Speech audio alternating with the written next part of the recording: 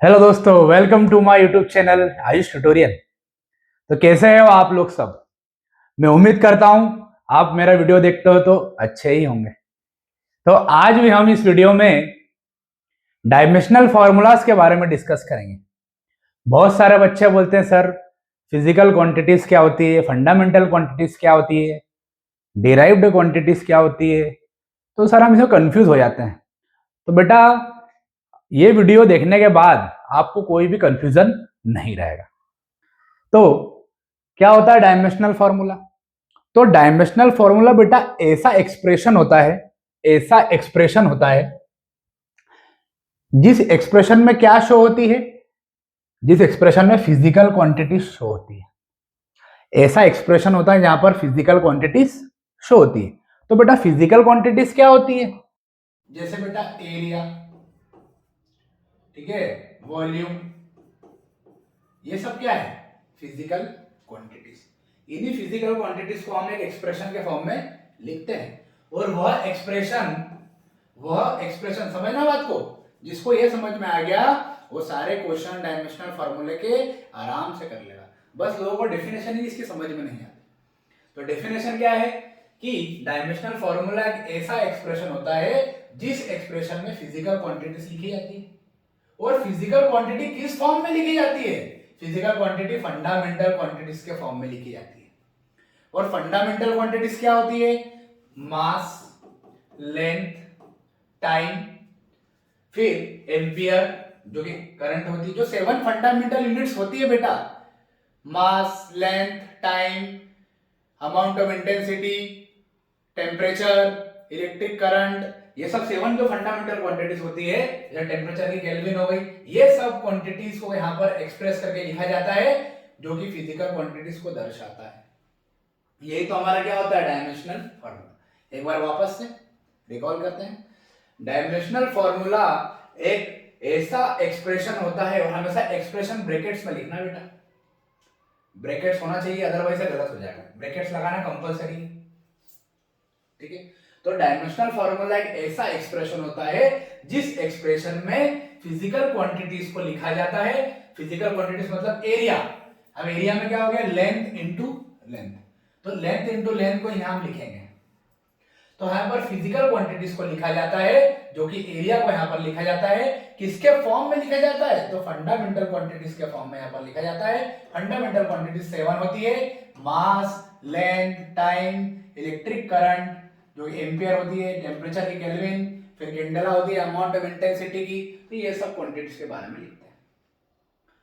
समझ में आ गई बात, क्लियर है। सिंपल सी बात याद रखना है कि जो डायमेंशनल फार्मूला होता है ऐसा एक्सप्रेशन होता है जिस एक्सप्रेशन में फिजिकल क्वांटिटीज को लिखा जाता है, और फिजिकल क्वांटिटीज को एरिया को भी लिखा जाता है लेंथ के फॉर्म में, मतलब फंडामेंटल क्वांटिटीज के फॉर्म में।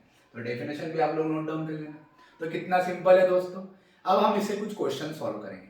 हमको ये जो फिजिकल क्वांटिटीज है, एरिया, वॉल्यूम, जो भी आ जाए, इलेक्ट्रिक करंट आ जाए, जो भी आ जाए, डेंसिटी आ जाए, इन इन इन इन फिजिकल क्वांटिटी को ध्यान से सुनना, इन फिजिकल क्वांटिटीज को हमको फंडामेंटल क्वांटिटीज के फॉर्म में लिखना है, मतलब मास, लेंथ, टाइम, इनके फॉर्म में। अगर आपको ये लिखते आ गया तो आपके डायमेंशनल फार्मूले सारे बन जाएंगे, सारे। देखना कैसे, 1 बाय 1 में आपको सॉल्व कराता हूं। 10 क्वेश्चंस में आपको सॉल्व करवाऊंगा, बाकी के 4 क्वेश्चन आपके होमवर्क रहेंगे, और आपको कमेंट बॉक्स में आपको उनके आंसर को बताना। तो देखते हैं। देखिए फोर्स का हमको लिखना है डायमेंशनल फॉर्मूला। तो फोर्स का पहले आपको फॉर्मूला पता होना चाहिए। क्या होता है फोर्स का formula, mass multiply by acceleration. अब मास क्या होता है, मास को हम किससे रिप्रेजेंट करते हैं, कैपिटल एम से। एक्सीलरेशन को हम किससे रिप्रेजेंट करते हैं, तो एक्सीलरेशन क्या होता है बेटा, क्या होता है, rate of change of velocity. Rate मतलब डिवाइड बाय टाइम। जब कभी भी नीचे टाइम लग जाए तो उसको हम हमेशा रेट बोलते हैं। तो rate of change of velocity is equal to क्या होता है, चेंज मतलब माइनस लगाना पड़ेगा, क्या हो जाएगा एक्सीलरेशन, ठीक है। अब वेलोसिटी का आपको पता होना चाहिए डायमेंशनल फार्मूला क्या होता है, और टाइम का तो क्या हो जाएगा टी। तो ध्यान से देखना दोस्तों, यहीं पर अपना फोर्स का डायमेंशनल फार्मूला खत्म हो जाएगा विद इन 1 मिनट। एक मिनट में सब हो जाएंगे, ध्यान से। वेलोसिटी क्या होता है, वेलोसिटी होता है डिस्प्लेसमेंट अपॉन टाइम, यहां पर कर लेते हैं। वेलोसिटी क्या होता है? वेलोसिटी होता है डिस्प्लेसमेंट अपॉन टाइम। डिस्प्लेसमेंट मतलब डिस्टेंस है, तो डिस्टेंस को हम लेंथ में लिखेंगे तो एल से लिखेंगे, और टाइम को कैसे लिखेंगे? टी से।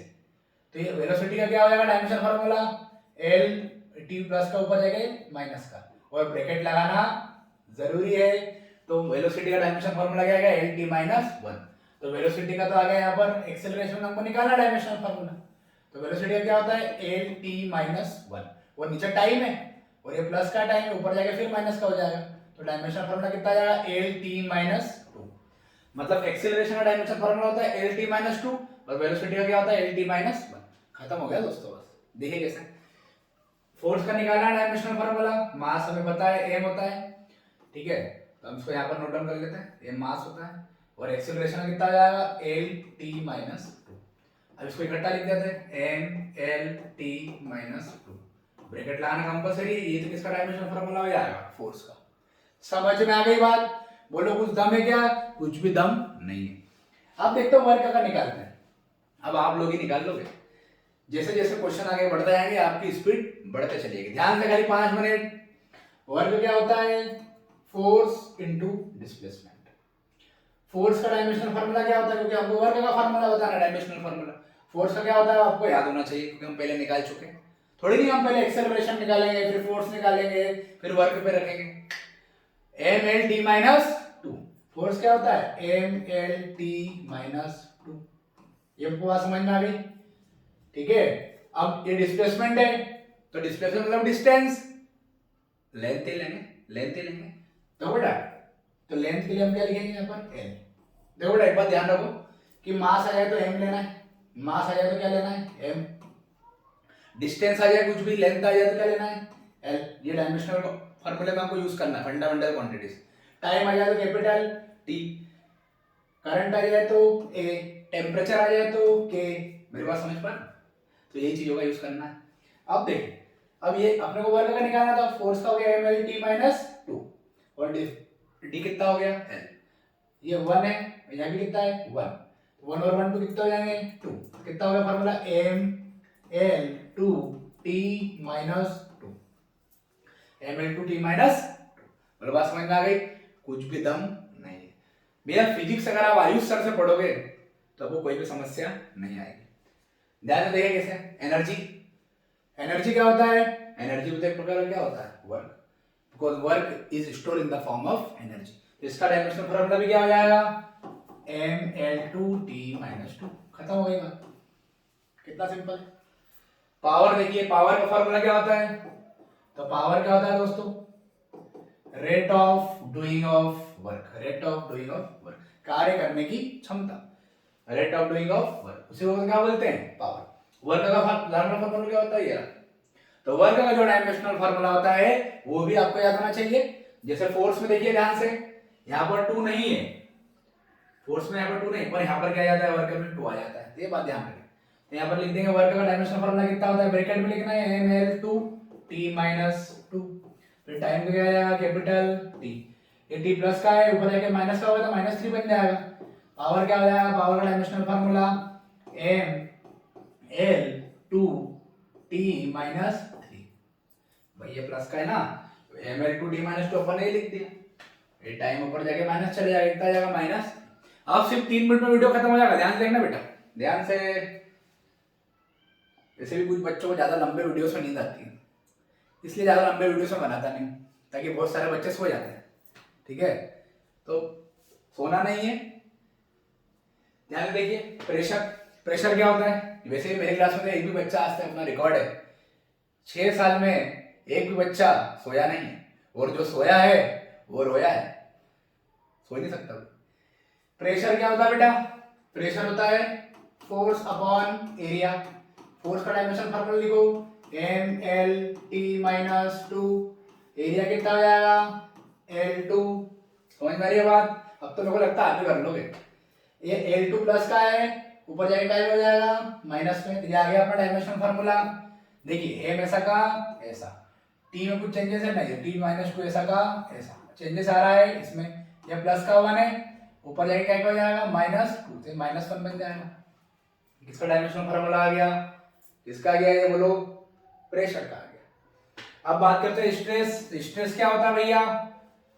स्ट्रेस अगर आपको लगता है ना भैया, स्ट्रेस सबको फील होता है, क्या होता है? Force by area. किसी पर्टिकुलर एरिया पे फोर्स लगेगा, किसी पर्टिकुलर एरिया पे फोर्स लगेगा, उसी को तो स्ट्रेस बोलते हैं, प्रेशर बोलते हैं भैया। तो वही फॉर्मूला आ जाएगा, तो वहां पर वही किसका वही क्या हो जाएगा? वही फॉर्मूला लगेगा, वही आंसर आएगा। अब अगर बात करते हैं स्ट्रेन की, किसकी बात करते हैं? स्ट्रेन की। तो स्ट्रेन क्या होता है भैया? स्ट्रेन में कुछ भी डायमेंशनल फार्मूला इसका नहीं होता, इसको हम बोलते हैं डायमेंशनल लेस फार्मूला। इसका कोई भी डायमेंशन नहीं होता। क्यों? क्योंकि स्ट्रेन में क्या होता है? Change in length upon original length. तो लेंथ भी मीटर में एम, नीचे भी मीटर में एम से क्या हो गया? कैंसिल। कितना हुआ डायमेंशन फार्मूला? 0। कोई डायमेंशन फार्मूला स्ट्रेन का नहीं होता। एंगल की बात करते हैं बेटा, एंगल क्या होता है? तो थीटा इक्वल टू क्या होता है? एंगल क्या होता है? Arc upon radius. Arc upon radius, ठीक है। आर का भी क्या होती है? डिस्टेंस। एल ले लेंगे, रेडियस भी कितनी होती है? डिस्टेंस। एल ले लेंगे, एल से क्या हो गया? कैंसिल। 0। मतलब इसका भी कोई डायमेंशन फार्मूला नहीं होता। समझ में आ रही है बात कि नहीं आ रही है? ठीक है। अब एक क्वेश्चन और देखिए आप लोग, इलेक्ट्रिक चार्ज है, इसका डायमेंशन फार्मूला क्या होता है? ये अभी मैं आपको बता रहा हूं। और ये जो चार्ज डायमेंशन फार्मूले है, ये एरिया, ये फ्रीक्वेंसी, ये टाइम, और ये टाइम पीरियड और वॉल्यूम, इसका आपको डायमेंशन फार्मूला को कमेंट बॉक्स में बताना है। जैसे एरिया का क्या हो जाएगा? लेंथ इंटू लेंथ कितना हो गया? एल, इसका डायमेंशन फार्मूला। इसी तरीके से ये बताना है। समझ गए बात को? इलेक्ट्रिक चार्ज देखे दोस्तों, तो I इक्वल टू क्या होता है? Q upon T. I equal to क्या होता है? Q अपॉन, अपने को बताना है चार्ज, चार्ज का बताना है डायमेंशन फार्मूला। तो चार्ज का क्या हो जाएगा? Q इक्वल टू क्या हो जाएगा? I इंटू टी हो जाएगा। I करंट का क्या होता है? एम्पियर। टाइम का क्या होता है? टी। तो जो डायमेंशन फार्मूला वो क्या हो गया? A T. तो बोलो बेटा कुछ दम है क्या? कुछ भी दम नहीं। तो फिजिक्स में कुछ भी दम नहीं है, बस आपको फॉर्मूले याद होना चाहिए और कॉन्सेप्ट याद होना चाहिए कि कैसे सॉल्व करना है बेटा। बाकी फिजिक्स में कुछ भी दम नहीं है। सिर्फ इतनी सी बात याद रखना है कि हमको mass M, length L, time T, current ampere, temperature kelvin, इन्हीं सबको अंदर इक्वेशन में लिखना है, ये ब्रैकेट्स के अंदर लिखना है, वही हमारा डायमेंशनल फार्मूला बन जाएगा। बात यहीं पर खत्म। और एक नंबर का आईआईटी नीट में 100% इसका क्वेश्चन आता ही आता है। जैसे जैसे आप क्लास आगे बढ़ाओगे, 11th से 12th में जाओगे, ठीक है, और बीएससी एमएससी करोगे फिजिक्स में या कहीं पर भी आप आगे बढ़ते जाओगे, आपको डायमेंशनल फार्मूला और आगे नए नए मिलते चले जाएंगे। बस आपको याद होना चाहिए क्या? फॉर्मूले याद होना चाहिए, क्योंकि फार्मूलेस में क्या है? जैसे एरिया है तो लेंथ इनटू ब्रेथ, ठीक है। जैसे एरिया हो गया है ना, इसमें आपको क्या बताना चाहिए? फार्मूला। फार्मूला पता होगा तभी तो आप क्या बना पाओगे? Dimensional formula. क्योंकि डायमेंशनल फार्मूला फिजिकल क्वांटिटी से बनते हैं। फिजिकल क्वांटिटी तो है एरिया, वॉल्यूम, समझ में आ रही बात? और उसके अंदर हम फंडामेंटल क्वांटिटीज के फॉर्म में रिप्रेजेंट कर देते हैं। तो बात समझ में आई कि नहीं आई? ठीक है, क्लियर है दोस्तों? तो ये हमारा आज का वीडियो क्या होता है? कंप्लीट होता है। उम्मीद है आपको ये वीडियो अच्छा लगा होगा। तो मेरे वीडियो को सब्सक्राइब करें, लाइक करें, शेयर करें, ताकि आपके लिए और आगे ज्यादा से ज्यादा वीडियो लेके